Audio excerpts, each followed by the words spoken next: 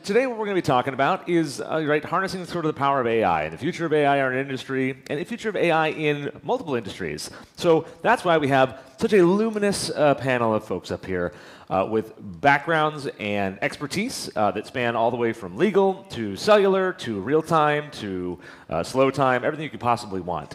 So why don't we just go down the line real quick, and everyone please introduce yourself, those of you who have not met these illustrious gentlemen so far, and just sort of, say who you are, what you're up to, and why they would love to hear from you. I'm James Tagg. I'm a reforming AI person. I did actually start an AI company before COVID, which is currently in deep sleep, but may re-emerge, which I can talk about as we go along. And you probably know me from starting TruePhone. So right. I built TruePhone, which is an international mobile operator. I'm Jeff Pulver, and I'm fairly deep into AI, particularly with voice, and I'll get back to it tomorrow, but also here today, just 2 words: virtualized conversations. Ooh. I'm Diego Gosmar. I'm the Chief AI Officer of Xcolli, member and ambassador of the Linux Foundation Data and AI. Happy to be here. I'm Kristian Kielhofner. I'm the co-founder and CTO of Atomic Canyon. We're currently doing AI in the nuclear energy sector, but I've certainly spent my time doing automatic speech recognition, speech synthesis, and even some RFC 2833 timestamp debugging. I'm Anthony Minessale. I dabble in voice over IP and looking for practical applications in AI to combine it with the wonderful world of telecom. Great. Well, thank you all very much. And so, yeah, let's kick this off, I think, and just start talking about AI in sort of in a general topic, right? So we're all working, it's interesting, we're working in atomic stuff now. We'd love to hear more about that. Really interested to hear people's use cases and what they're doing with AI. We'll start with sort of a practical sort of approach of what everyone's really trying to think that the future of what they could use it for in the industry is, and then potentially move into what we think the future of where this is going. I know a lot of you have done a lot of actual real practical work, and Jeff, I know you have a lot of background in also the policy side of things, which is very interesting. So as first up, why don't we hear from some people about that and see where you're going? So, yes, I have a little background in voice over IP too.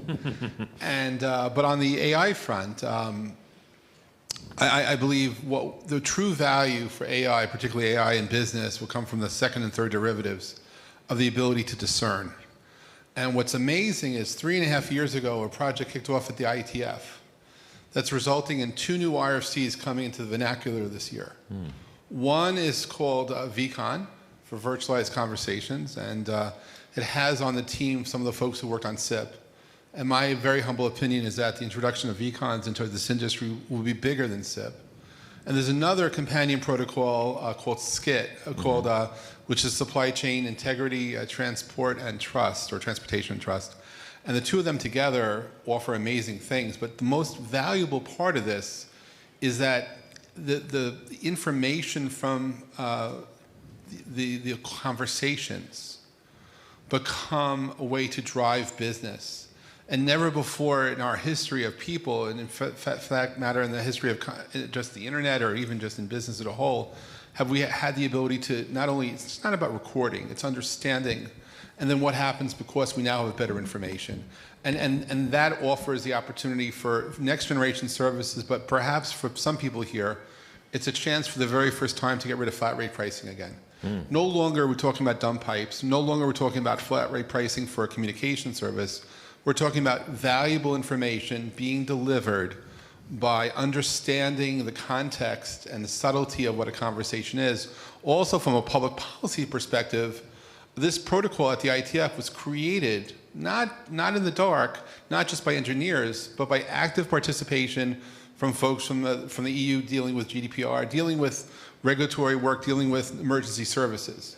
So you can be assured that if you want to do compliance, this is compliance. And the most assuring part of this technology is that within 3 or 4 years, it will be the standard that the government looks to enforce AI regulation. So if you're talking about, if right now if you call up Delta Airlines because you had trouble, I don't know, a few weeks ago, some crowd strike, you call, and the first thing you hear is this call is being recorded for quality assurance. There's no opt-out. You have no ability to opt out. It's by default opt-in. And so in the very near future, you as a consumer will have the ability to find out where you've been recorded, remove it, and for that matter, take advantage of what's learned from it. And so when I look at the future of communications, I like to think the last 30 years have been interesting. It got us to where we are today. But if I were to put my stake in the ground and say what the future is for us, 2 words: virtualized conversations. Understanding that will open the door of prosperity for the next few $1 trillion to come into this industry. Fascinating. Do you think that a lot of that's going to have to come down sort of as a regulatory environment? So like that pushing things like these the VCons are a very interesting topic. For those of you who don't know about it, I think you're going to be covering that tomorrow as well, right? Yes, Thomas and I will be. Yeah. Right, at about 1:45. So that's we'll dive into the technical stuff then.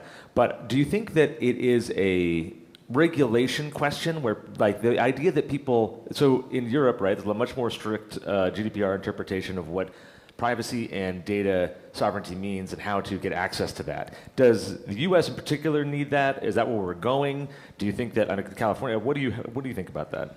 The U.S. needs lots of things, but the value from this will not come from the threat of regulation, but rather the value to business people. Because imagine each of us here are running a large multinational corporation with multiple operating divisions. It'd be really nice to know how our sales were today, how our sales were last week. Love to know who's calling with complaints. I love to understand what the issues are. And being able to have fact-based, like, if you will, GBT-like access to information that's coming through my doors, coming through the telephones, so I could proactively run my business based on what's happening, that's the game changers. No longer do we have trailing indicators. We're going to have leading indicators. We're going to be able to proactively take action based on what's happening in our markets at the moment. And so whether you're running a small business, a medium-sized business, or a large corporation, you'll be able to do things which people may have inferred you could always have done. But in reality, you had to have this magical lineup of internet plus LLMs plus small language models plus the ability to communicate freely over the internet through VoIP things to facilitate that. So I think if you're looking at where the next $1 trillion part of this industry is going to come from, certainly industries like banking and brokerage. It's required by law, and for that matter in medicine too, to record every conversation. So there's nothing new there. But it's from the opportunity to create advanced business services and the ability for service providers to sell them to the companies, or some companies to deploy them themselves. That's where the next $1 trillion or $2 trillion come from, and that's going to happen tomorrow. And while there is a lot about hype about AI, which I'm not going to get into, this stuff is real. It's getting stronger. And our ability to understand this changes the way how we will do business. So from my perspective, sure, we can be compliant, and we will protect people's private information. And we've learned from Europe what's coming down the pike. However, as a business person, for the very first time, a small business gets the same tools as a large business. And you have a parity which we've never had before. And I'm super excited about what this means to everyone involved in the ecosystem. That's super interesting. And I know, Tony, Signalwire's done a lot of work on implementing AI in terms of being able to give this sort of technology to folks, right? So building off of what Jeff was talking about, can you talk a little bit about like how that's positioned, like what it's good with, and how people should be using it? So it starts with, you see that AI, LLMs are cool, and you can kind of put 2 and 2 together that you could figure out how to have a conversation with it. What it's really evolving towards every year is employing the AI in a practical use case. And you think about the LLM mostly as just almost like a software library that you have to write an application around, right? Where it's a stream of decisions that you can kind of coerce into what you want, but it takes a lot of work to kind of orchestrate those things to kind of actually feel useful.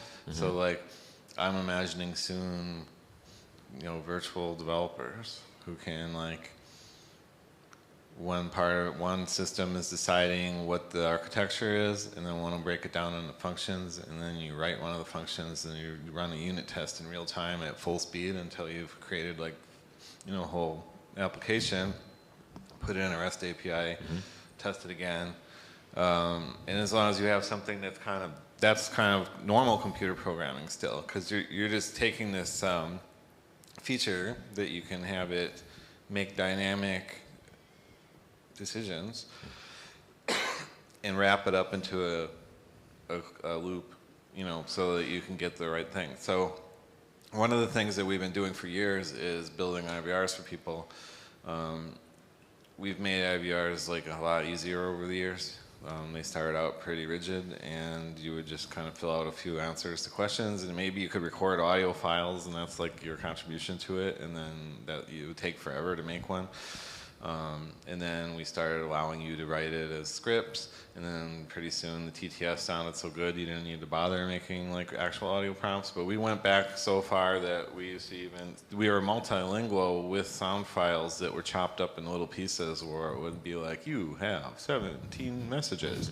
Yeah. And it could say that in any different language on demand. So we've been doing this forever. And what we thought was a quick insertion point into this is that our kind of Pinocchio just needed a soul, so we got this LLM integration and an orchestrator so that it could control all of these parts that we already had all at once and do that run loop, making sure it works, and then calling back to real computer programs to validate it. So that way you make an IVR that you put into place that, you can trick people because they don't want to leave a voicemail. They just did too late. Like the AI answers the phone, says, how you doing? Like, I'm looking for Fred. He's not here right now. Why are you calling? He tells you, you'd like to leave a message. No thanks. A little too late. Just recorded that, and also the transcript has been sent, so the ticket's been opened. Someone's going to call you. So these IVRs are better because you don't have, you just want to run when you hear one. Like, please listen carefully as our messages have changed recently. And then you're just like, no, click. So now you actually have something you can use. So for us, that was exciting that we could take kind of all these pieces and bring them to life almost. So there's still a big element of designing stuff, but now that hard part is erased. And I think the same thing is going to happen with, it's starting, the phrase is starting to be coined of agentic services, and we say AI agents because that's what everyone calls them, but an AI agent is really more than that. It could be anything you write. We have a SWML generator we're trying to make. We talked about SWML earlier today. It's a cool language that creates on-demand routing and AI agents. So we've already successfully had an experiment where we use an LLM to generate an AI agent from SWML. Make me an AI agent that looks up a joke on the website and tells me a joke randomly. And it actually spit out the SWML, just called it on the phone, asked us a joke, looked up icon, has that joke, pulled it down and said it.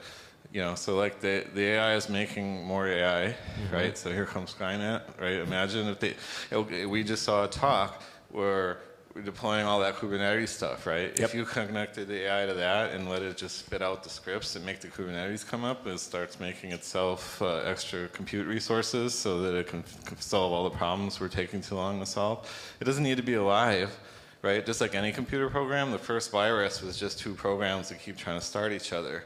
You kill one of them, the other one starts it again, and you can't get rid of it. It's, so it doesn't have to be alive. It just has to be given instructions to never stop. And you could get it to do all kinds of stuff without worrying about that. And don't try tricking it by telling it 2 + 2 = 5 until it finally agrees with you, because it's just getting fed up with you and just playing along at that point. Right, that's great. And James, this is some stuff that you were talking about years ago, right? 3 or 4 years ago, you were talking about AI agents and the idea of how they could be interfaced with the communications. And part of the hard part of this too is in this industry, right? Doing things with AI involves having to do them in real time, which we all know is the hardest form of doing any of this stuff. So there's some, I'm curious to know your thoughts about that kind of thing.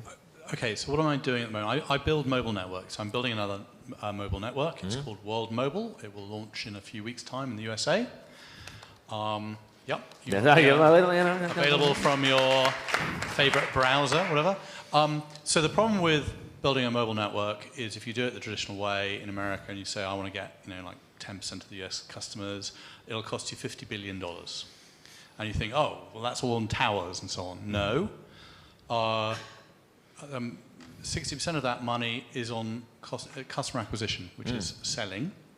And all of that in mobile is done by voice because it's a large purchase, right? So you buy a car, you go and talk to someone, you buy a house, you talk to someone. You very, very rarely buy one of these things without voice. So I'm very interested to see what AI can do to complete the sales process.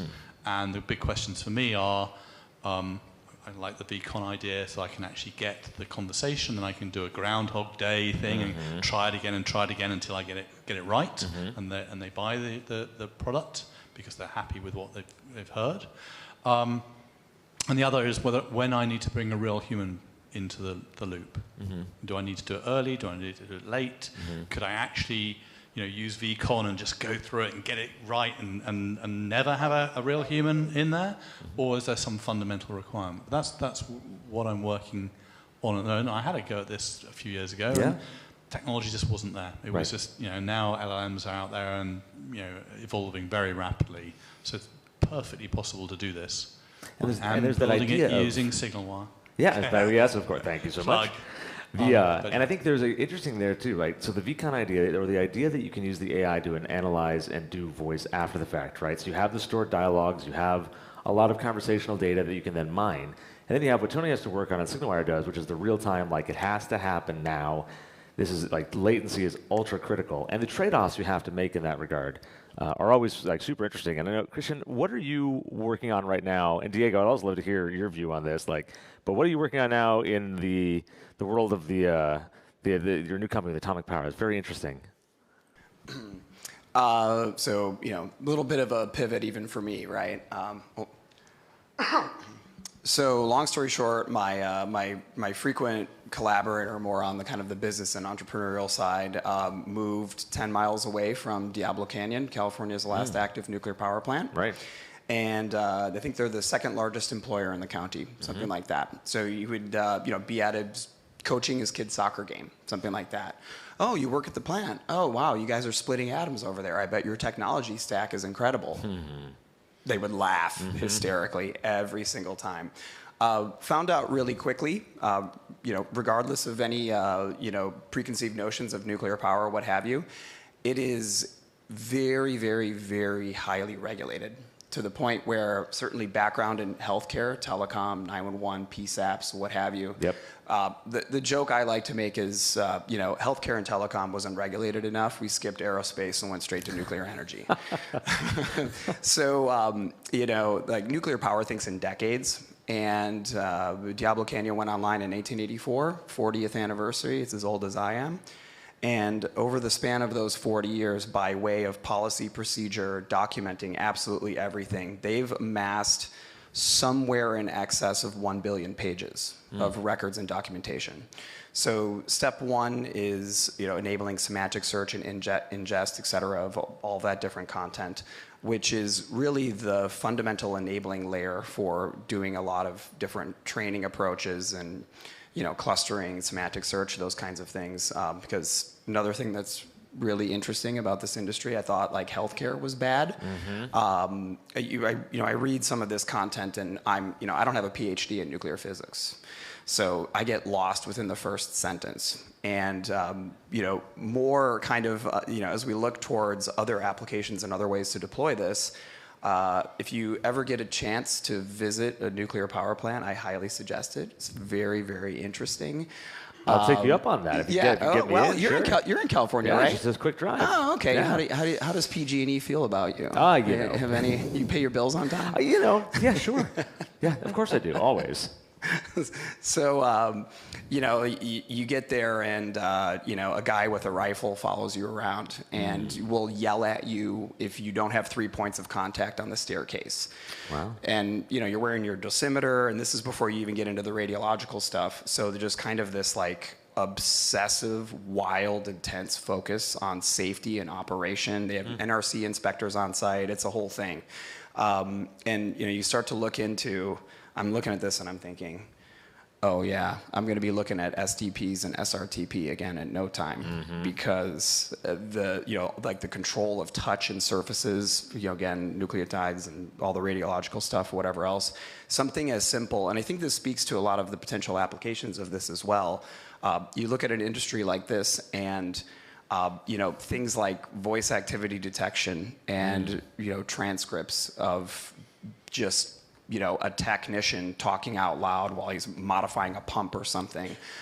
Something that those of us in this room would look at that and think, well, that's like incredibly simple and elementary.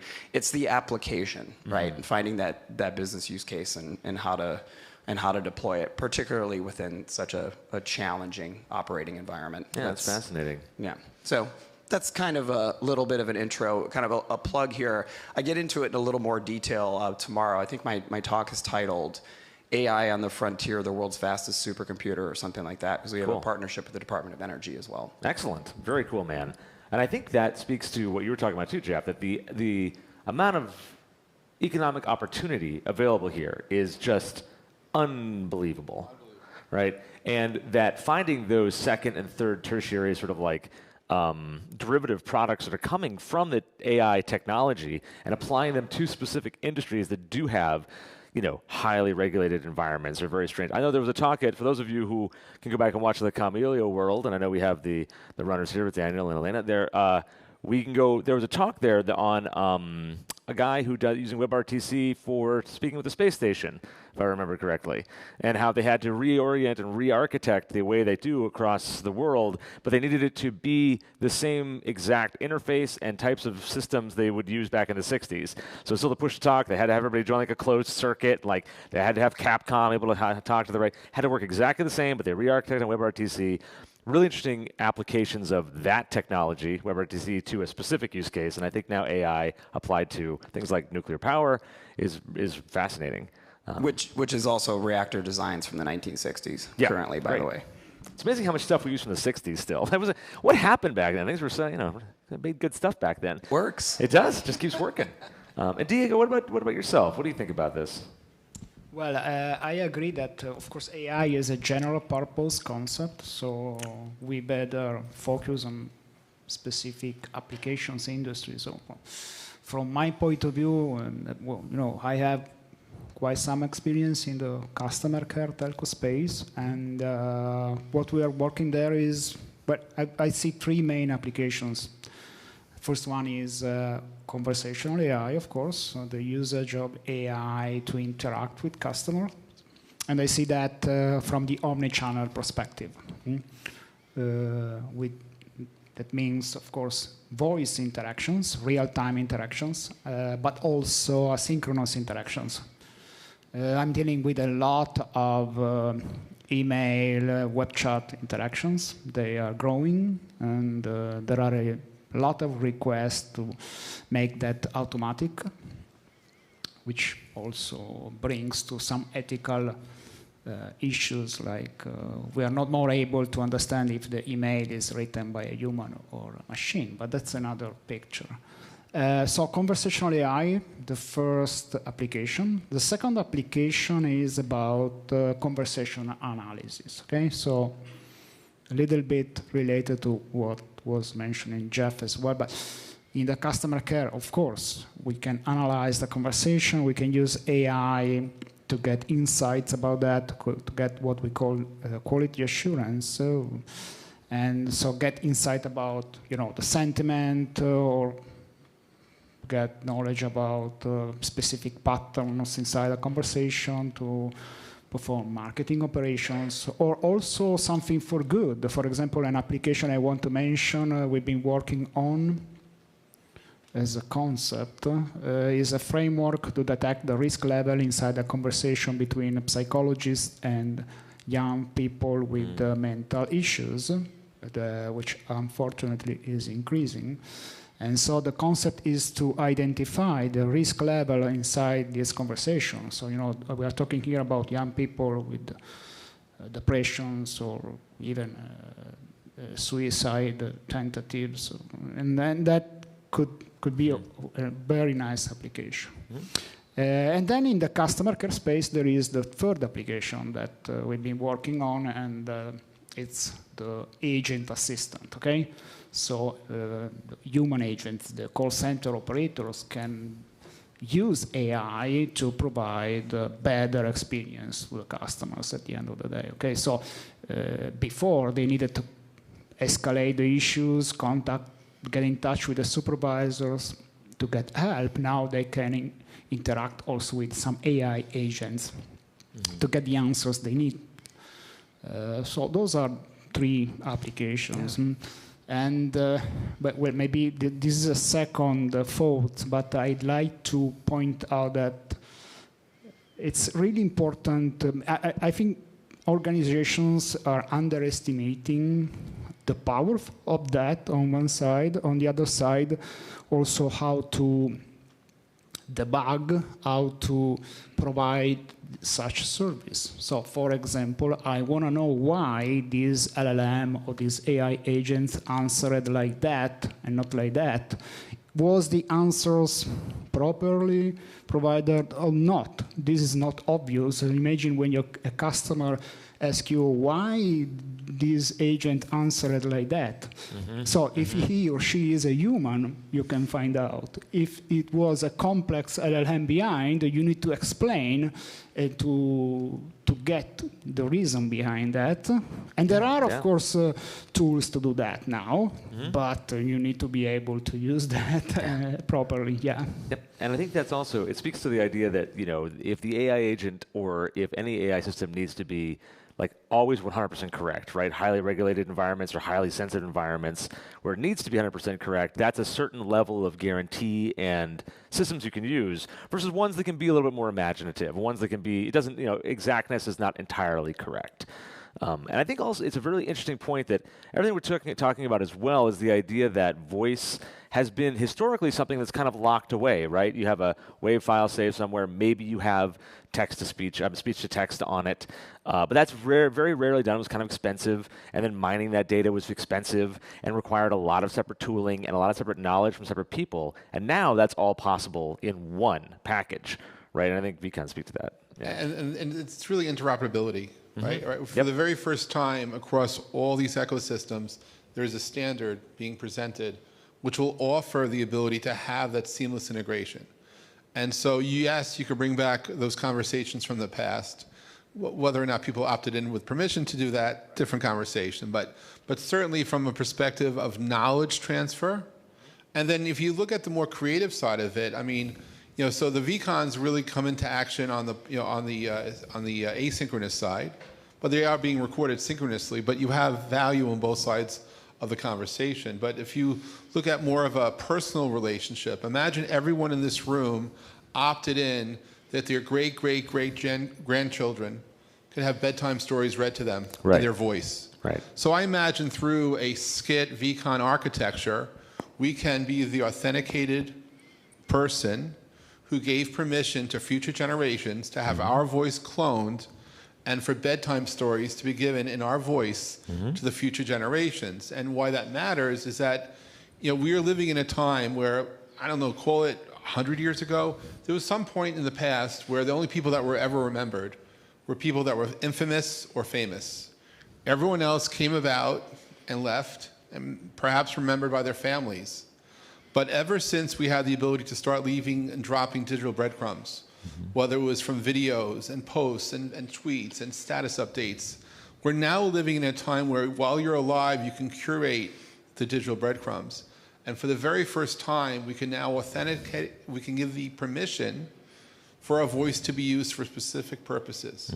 And that all comes from having the ability to trust, having the ability to discern, and then having an authoritative source that allows this to happen, at least by our future prodigy to hear stuff. And I think that's important. And the other thing that's also important is that it is going to be those derivatives of what we're talking about today that drives the innovation for tomorrow. I mean, we may not have the killer app, but yes, compliance with government law is important. Being able to work and stop robocalling, or at least the trouble really is that some of the rules the FCC has currently in the current political cycle is, yeah, it's against the law to use AI to impersonate the president to generate robocalls. Well, robocalling is illegal, and we're having trouble with that. Right. And if you're not going to be stopped for that, then the chances of stopping them from impersonating somebody also pretty sad. But on the practical side of it, we are starting to see innovative ideas. And sometimes it's those edge cases that drive the future. And if you look at how the technology evolves, we're at the very, very beginning part of, seriously, the next revolution of communications. And I have said that voice will always be the killer app, with no disrespect to any other innovation that you see in front of you. But there's something fundamentally textured and with so much metadata associated with how we speak and to whom. And frankly, if you're in a crisis situation, being able to reach out to a loved one and say, I love you, and being able to provide that confirmation that you're okay or they're okay has such a high beta that I think that as long as we have people on this planet and we're not androids, that the emotional value goes way up. And so AI has opportunity to be a connector. And for James' sake, yes, I do believe that the AI can help you, as Dale Carnegie would say, find the hidden objections to why the person said no to the sale and help iterate, perhaps with human guidance, on how to get to a yes. I do believe we will see that happening today, because imagine if you can ingest the best sales books ever written in the world. And we have the Evan agent now with James' voice reaching out and calling people. It will figure out how to get the person to say yes. Now, whether they buy or not, that's something else. But that also is very particular to what it's being sold. And so I don't think it's a generic solution, but a specific one. But I do think that we are living in this brave new generation. And what I've seen since the last ClueCon is a few companies, in fact, one of my friends is using an LLM to answer phone calls. No more IVRs. Actually doing two things, answering calls with an LLM, and then, depending upon the person who's calling, having the voice dialect chosen so that if it's a certain version of Spanish, they're from Guatemala, they get the Guatemala version, or they get the Mexican version, or no, they get the Puerto Rican version, where we're now solving the Tower of Babel issue. And we're doing that through AI. That's not the VCon side. That's just other applications. So I do believe that you will see tremendous growth, and this will transcend into many different business sectors. And I think that multimodal aspect of it, right, where you can do things like accent transfer. So if I'm from rural Kentucky, you can have a default voice that has a rural Kentucky accent placed on it. That actually it does affect people's perception of the call, and whether they'll buy or whether they are calling just the government because their powers, whatever the reason is, right? Having it tailored to the person is certainly, I think, a direction a lot of this is going. And I know people out here who are building. Just one thing, also digital rights. Digital rights. So if you're thinking about people abusing copyrights and stuff like that, look to the VCons and things like VCon for enforcement purposes. Because we finally have a standard to push up against to fight for that. Cool. Very cool.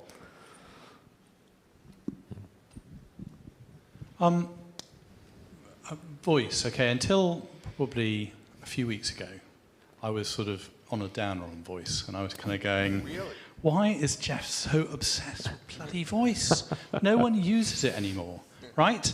I use text, which is a shortened version of language, which is unintelligible in general, and I type search into Google search, which is a different language. It doesn't have any verbs in it. No. And then over the last couple of months, probably 6 months, I've changed. I now do all my search and all my scientific research in ChatGPT and Claude. And they require you to talk to them in natural language. And this morning, I spent all this morning talking to OpenAI and having it turn it into language so I didn't have to type out lots of words because it's faster. And it's way, way faster at getting you an answer to anything complex in science than Google search. So my killer application is search. I'm 100% moved. And I think, Tony, I know. Just one point is that Google search required you and everyone else to speak the language of Google search. How many people here are using Perplexity? write down perplexity.ai. I don't represent them, and I'm not an investor. But it allows you to ask a question in your native language, not in the way that Google optimizes to answer questions. And that's the aha, is that we finally go back to be able to be conversational. And that's truly the breakthrough that we're talking about. And Perplexity figured that out. And that's why Google's having so many other issues. But it's because we don't have to speak in the language of the developer who created the search engine. I think that's the idea that we are people talking to machines. The machines we can talk about. Because I know one of your best examples, Tony, is looking up FFmpeg commands. Right? You can ask it rather than having to dig through, and they're impossible. And just like you can just, what is this? Here's the flag, and here's what it works, and saves 100 hours of messing around. I just wanted to add. Again, I'm sorry. In terms of specialized language, it's amazing how quickly Google Foo snuck up on us. Just all of a sudden, everyone speaks Google. And yeah, Perplexity and ChatGPT is definitely changing that amongst others. I'd like to add in this point about the search engine changing. I'm also using a lot, of course, the LLM to do search, but it also opens new opportunities, not just for changing your browser or search engines. It opens the opportunity to build a new AI assistant to query actually very complex guides.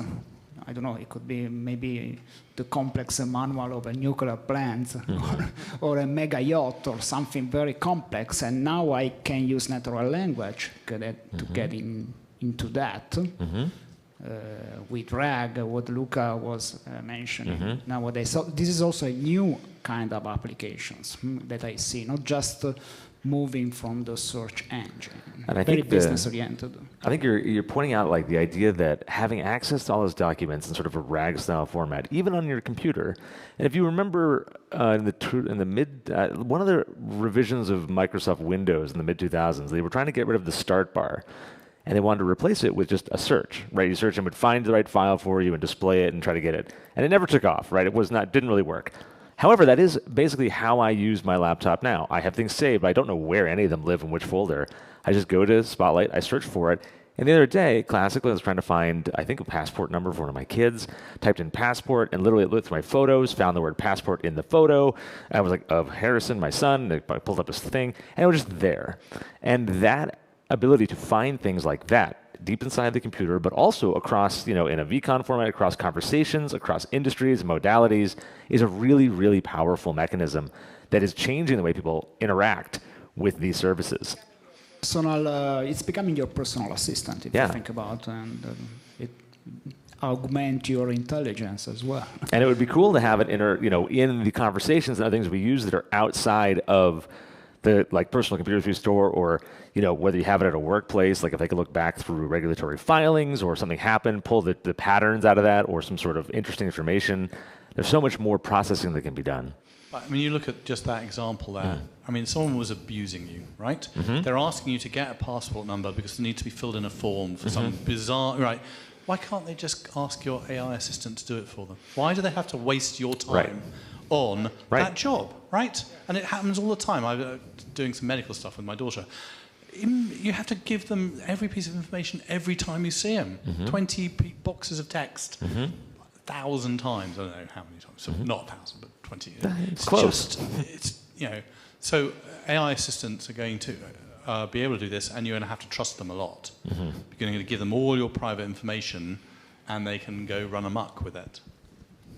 I would just jump in and mention, I said this at an event I did 8 years ago. It hasn't happened then, but I do believe that you'll see two things. That browsers go away. If you think about the most inefficient way to do business, it's through a browser. Let's face it, right? And that I was pontificating at this idea that if we have machine-to-machine communication, most effective, most efficient. Back then I was advocating that if you're looking for search, put the search out there so that the machines can find you. People want something different. And that what you may find actually is another way for people to communicate, to do business. I'm not advocating that we go back to the 1990s version of websites with their brochures. However, we should look to another way to do commerce. Just because Google made us do something for so long doesn't make it the best way ever. Right. And that if we were to have these AI bots, let's face it, maybe you guys have a birthday coming up, an anniversary, something where you're going to get a gift. Imagine if you can give your AI $100 and have it buy you the gift that you won't buy yourself. It knows where to look. It knows deeply where to look to what websites you go to and what you want. And it'll buy you those things that no one else will ever think of getting you. Because it can help me buy my family Christmas gifts. That'd be useful. No, because it actually will go. Imagine your family opts in to allow your AI to see what they really want. You'll never know, but they'll get what they want because they share that with you. And that's where I'm going with my mind, that we have the ability finally to be more effective so that, frankly, instead of filling out 22 pages of medical information where it's the same information repeated page after page after page, filled out automatically, you get to that efficiency. The data is stored in a way that it's machine to machine understood, but people to people is different. And that's where I think the VCons and these other elements come in. We get to be human again, while at the same time making it heavily much more effective and efficient for the other data to be shared with the place that the data needs. And the two can coexist. I love that future. I think intent is still a big problem because language is lame, basically. We all make up different ones, and then within the language you have idioms, and you have some people don't learn it as well as others. Like they've solved it with legal and science because they have over long-winded, very specific wording that most people wouldn't even want to read or be able to like generate out of their mouth. Thank the Germans for that, yeah. But you have like then random people just saying things, you know, like you're mad and you're like, I'm going insane. Yeah, it's like, okay, we are sending a hospital ambulance to take you to the nut house. Like, just assume you told it that, or you tell it to do something, and like it takes the idioms literally, or there's 40 different ways that those words you chose could get interpreted. That already happens with normal conversations. You must have talked to someone in your life and you say something and they didn't understand what you meant, and then you're like, oh, I get why you thought that now. Or there's like multiple ways to interpret it, and then you overcorrect because you try and be more specific about what you want to do, and then the more you overcorrect, the more it only does that one thing. And you're trying to find a balance where it will behave the most optimal based on what you're saying and allow people that speak in like 3-word sentences to still get what they want. And then people that are more eloquent might get better things out of it. Like definitely can hang out with ChatGPT session and convince it to do all kinds of cool stuff if you have the right patience for it. But it takes sort of, you know, you almost have to team up with it. You know, you say, give me an outline if I was going to do this, and then it does it, and then like, look at your own outline and expand on it now, and then it expands on it, and then like, draft me an example of this in Python. And then it's like, blah, spits out Python. Then you say, does this code have any bugs in it? And it goes, let me look. Yes, my own code I just wrote 5 seconds ago has 34 bugs in it. And you're like, okay, could you write that code again so it has no bugs in it? Okay, I've reformatted it. There are no more bugs. Does it have a security issue? Yes, there are 17 security issues in this code. Okay, could you try again and write it so that it doesn't have that? But every time it's getting smarter from its own conversation that you had with it. But if you just ask it, write me this cool Python code, from the beginning, you'll never get anything that makes any sense. So it takes sort of this figuring out how to coach it in real time. That's where I feel that real computers are a perfect companion to it that can sanity check its behaviors. And you try and limit the prompt. Everyone wants to write 400-page prompts to tell it every possible thing it ever needs to know. But it's better to give it less prompt. But just constraints instead. Like, you can just say... Just narrow the focus of it, really good. You don't know anything about sheep. Suddenly it doesn't know about sheep. You tell it what it doesn't know instead of what it does, and tell you, like, or you like, you're only an expert at this one thing. And then it starts to narrow in on it instead of like trying to tell it everything it is. It's almost like people in that way, right? It's very similar to that. People might know a lot about a little bit a lot, but you need to find the expert that can dig deep in one specific subject. So do you think the future of the way that in the near term future of the way they're building LLMs and sort of the AI systems, is it going to be more domain specific? Are we going to have these large, broad language models that can do everything, or are things going to really start to be funneled down specific tracks? I know, like, for those of you who are into AI stuff, like mixture of experts models where you already have this is already happening a little bit. Do you think it's going to go more that way, less that way, or are we going to be broad, shallow? Yeah, well, I'm a big fan of the very specific, very quick, high-performing models, and I think, especially in the business, we are heading there. But the good thing is that there will be a lot of specific pre-trained and fine-tuned specific AI models, and they will be able. They are already now be able to talk each other, okay? And so you can you can orchestrate a lot of specific models and have a lot of scalability for very complex tasks. And it's performing quite good compared to AI general purpose models, okay, which are good if you want to chat with, I don't know, ChatGPT or Gemini for general purpose. But for business, I see the specific ones very high performing and important. They need to interoperate. That was what I was talking this morning about. I think the highly trained ones, specific things, is just something somebody convinced people of. There's probably a split on this, but I'm in the camp. General ones make more sense. So I would rather just say you're a helpful, booth attendant. And it already knows everything about what being a helpful booth attendant is. Like instead of trying to, I send you 1 million interactions of a booth attendant to try and get you to be a good, like things that are so obvious. There might be some weird things that are very specific that you want to do that with, but it's getting pointless. At the rate, so we were here a year ago. GPT 3.5 was the one that I liked because it was like the faster, cheaper one. And it was, what did it have? Like, it had just announced switching from 4K to 16K input context and an output of 4K, right? So we're 1 year forward. Now we have GPT-4o Mini that does 128,000 tokens in and 4,000 out. I could teach it the entire history of civilization pretty soon in my prompt if I really had to. So like the prompt doesn't work so well when you tell it everything like I'm going to tell you I'm a mom going on vacation. So like, okay, I left the lasagna on the fridge, put it in the oven when you're hungry and all these different things. But instead you give it a bunch of temporary knowledge that you just want it to react to. So we can make like spontaneous things where it learns it all, makes one decision and goes away again. Like pretty soon, so like why are you going to custom train your model? Oh, because I want to use less tokens. Well, they've already like 16x how many tokens you can have. So pretty soon it will be irrelevant. So it makes more sense to focus on being able to figure out how to use that to your advantage to give it the information it needs in the context it's in and let it make decisions on it instead of trying to spend 100 years sending a million things. It doesn't mean you shouldn't save every bit of data you have ever seen because you're going to find some reason to run. You might run machine learning on it and AI is going to use the results of the machine learning because AI isn't everything. Like there's lots of cool tricks with intent and stuff where you can take, 1,000 ways to ask where the bathroom is or something and just like roll them all up and you'll be guaranteed to know that someone's asking you where the bathroom is, with that. So those things are still cool, but like I think it's a diminishing return to focus too much on like building an exact model, unless it's because you're trying to make one that's really little that it's going to run somewhere with no resources. Then it makes sense.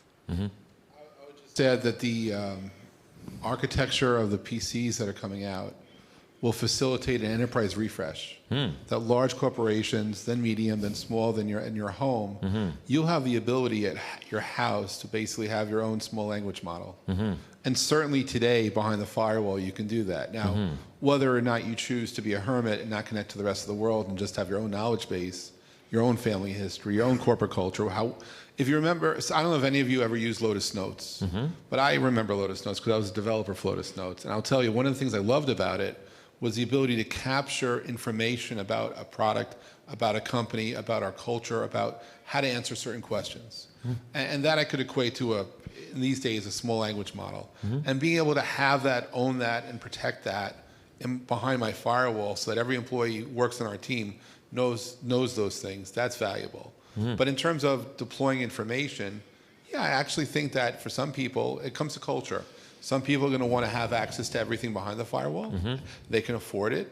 Many others will do it on the public internet. And that's really just goes to the type of company you're in, the industry you're in, and what's evolving, and frankly, what you need to touch and what you need to connect to and how secure you are. Because there's a lot of security concerns up and down, right? And you would need to protect. So I think the answer is both, depending upon the situation. But I do think that there is an opportunity to go small. And a year from now, God knows how big GPT can go. And so what you'll start to find is, rather than the hype of AI happening, you're going to start finding real applications that were never before practical or possible finally starting to happen. If you want to see the impact of ChatGPT, look into the physical sciences. You'd be amazed if you look on the science side how many things have been discovered in the past 18 months. You want to find a cure for cancer, they're finding cures for different cancers already. And there's lots of places in science that have benefited tremendously, almost accidentally, through our quest to drive AI. So I don't say disconnect, I say let's see what happens, but the killer apps, those use cases, they'll present themselves as we fight it out to figure out the value on the voice side. It's great. I think I'm super bullish on it. I'm curious, we only have another couple minutes here. Are there any questions people have? Yeah. Over here, Kat?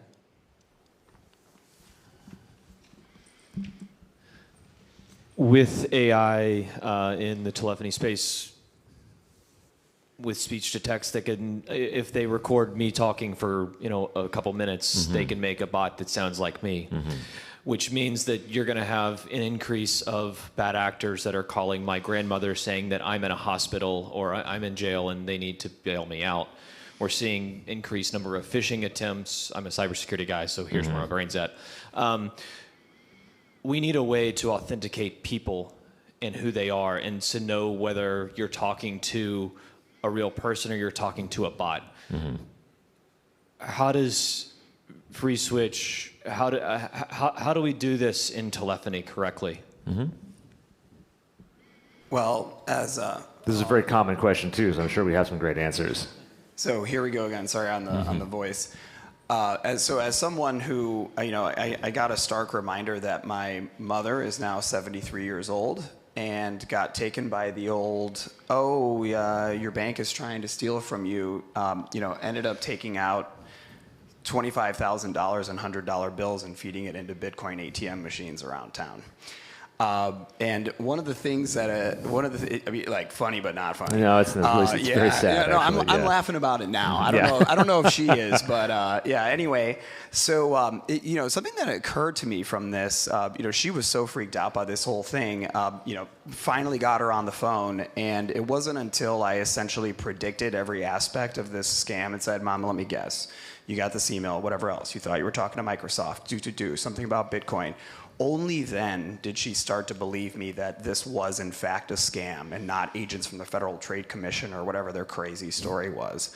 And probably the biggest kind of lesson learned from this, I'm reminded of kind of something to the effect of, like, in the 90s when I was growing up, there was this whole campaign of, like, talk to your kids about drugs. Remember that thing?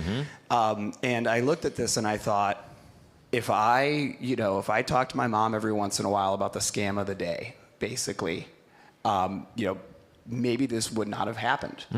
And so, now I'm thinking, okay, maybe somewhere in my spare time when I'm not at nuclear power plants or whatever, start a campaign, something to the effect of, like, we're very knowledgeable in these kinds of things, and this question articulates that very well.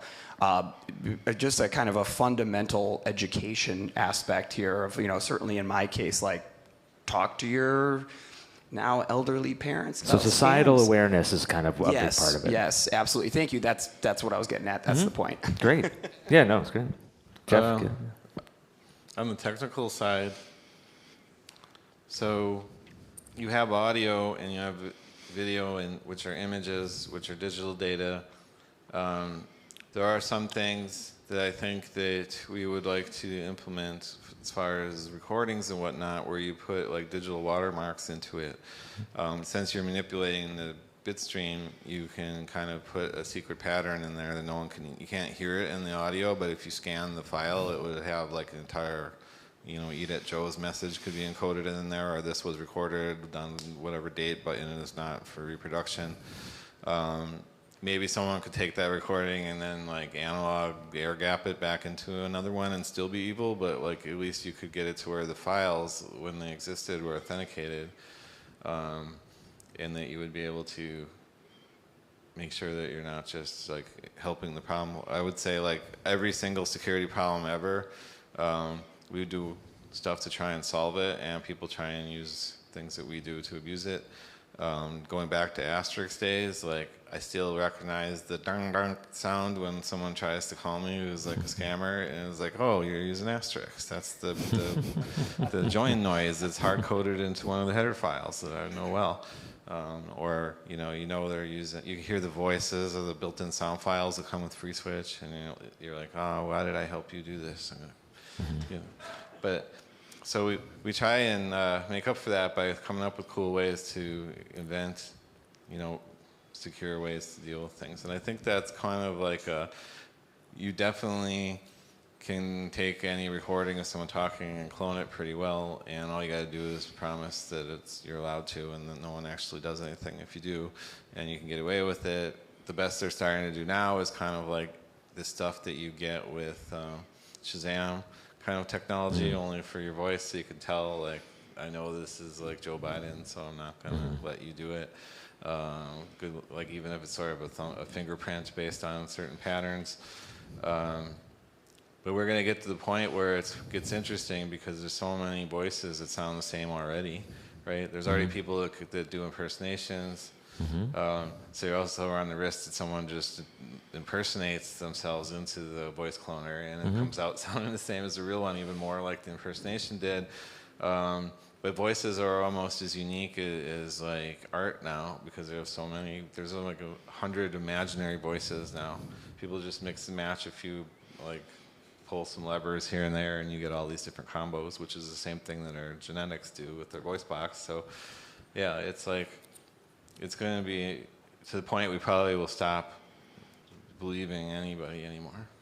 So it might be the only solution. Or that we ever did in the Everybody first is place. lying. Yeah, everyone's lying all the time. You know, I don't know if the technology will stop the voice cloning, because again, if you have bad intent, you'll do it anyway. But there is a way to validate whether it's a VCon is real or not. There is already a process to validate that. So if you're looking through an architecture to see whether or not a conversation actually happened and it was properly formatted as a VCon, that's already been designed. But in terms of to stop the fraud and to stop the voice cloning, no.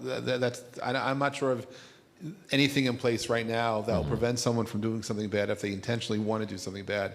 Bad does happen. Hopefully we can track the bad and stop the bad. Right?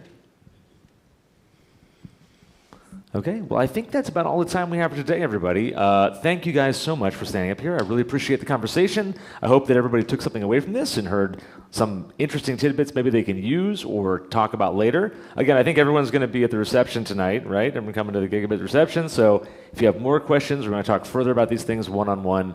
I'm sure we'd all love to talk to you about it. Again, thank you all so much. And everybody, have a wonderful evening.